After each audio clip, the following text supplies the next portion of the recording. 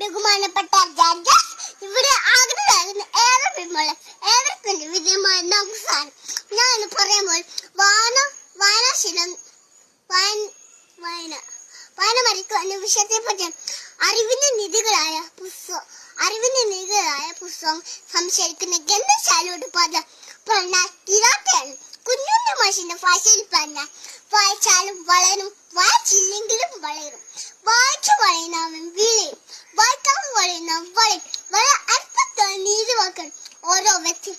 അതായത് വളർന്ന് വിളയണം, വ്യക്തിത്വ ഭാഗമാക്കണം, വായിക്കണമെന്നാണ് കവി പറയുന്നത്.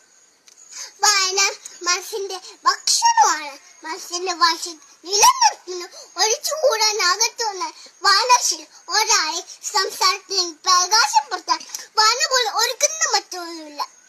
സദാ അജ്ഞാത മതം, ഉത്തമ ഗ്രന്ഥങ്ങള്, വിജ്ഞാൻ, കടാവിക്രം, മന്ത്രണ്ട്, മാധുഭക്തി, പീഠഭക്തി, രാജസേന എന്നിവ ഓരോ വ്യക്തിക്കും വേണ്ട രോഗത്തിലാണ്.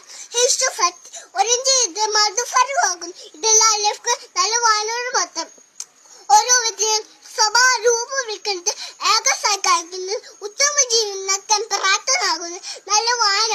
പുസ്തകത്തിലെ വെറും മികവുന്നതിക്കൊണ്ട് ഷേക്സ്പിയർ വായനയുടെ മഹാഭക്തി അനുഭവിച്ചു കഴിഞ്ഞു വായനയുടെ